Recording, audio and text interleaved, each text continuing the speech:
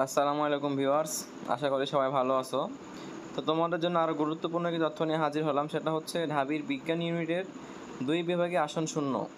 ডাকা হলো ভর্তিচ্ছুদের। Daily campus পত্রিকায় প্রতিবেদনটি সম্পাদিত হয়েছে। 2024-25 শিক্ষাবর্ষে ঢাকা বিশ্ববিদ্যালয়ের ঢাবি বিজ্ঞান ইউনিটভুক্ত বিভাগ ও ইনস্টিটিউটে আন্ডার গ্র্যাজুয়েট প্রোগ্রামে ভর্তির চতুর্থ মাইগ্রেশনের পর 2 বিভাগে আসন শূন্য রয়েছে। এতে ভর্তিচ্ছু শিক্ষার্থীদের সাক্ষাৎকার আগামী 17 জুন অনুষ্ঠিত হবে। বিজ্ঞান ইউনিট আন্ডার গ্র্যাজুয়েট প্রোগ্রামে ভর্তির বিষয়ে মনোনয়ন সংক্রান্ত বিশেষ বিজ্ঞপ্তি তথ্য জানানো হয়েছে।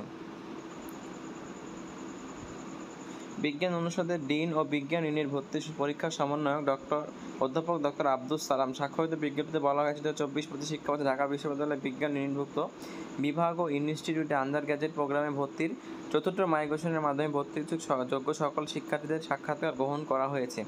তড়িৎ ও রাসায়নিক কৌশল এবং ফলিত রসায়ন ও রাসায়নিক প্রযুক্তি বিভাগে প্রয়োজনীয় যোগ্যতা সম্পন্ন প্রার্থী না পাওয়া এখনও কিছু আসন শূন্য রয়েছে।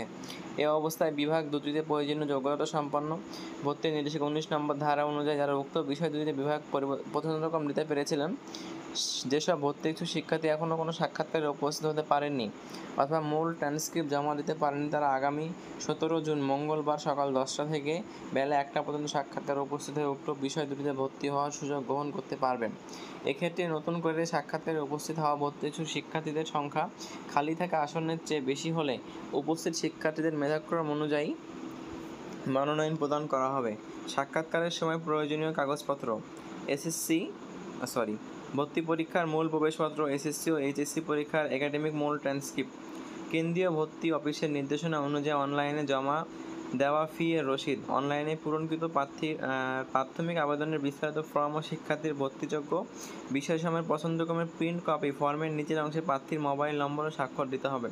ভর্তিচ্ছুক শিক্ষার্থীদের জন্য প্রয়োজনীয় পরামর্শ সাক্ষাৎকারের সময় প্রয়োজনীয় মূল একাডেমিক ট্রান্সক্রিপ্ট সমূহ ডিন অফিসে জমা রাখা হবে।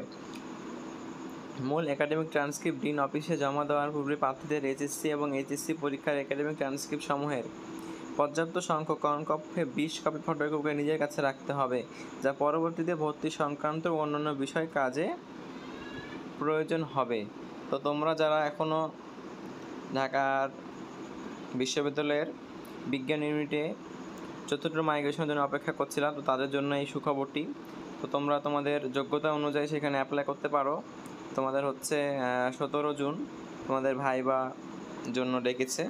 তো তোমরা যারা এখনও চ্যানেলটি সাবস্ক্রাইব করো, এরকম প্রয়োজনীয় তথ্য পেতে চ্যানেলটি সাবস্ক্রাইব করে পাশে থাকবে। এই ছিল আজকের ভিডিও। আসসালামু আলাইকুম।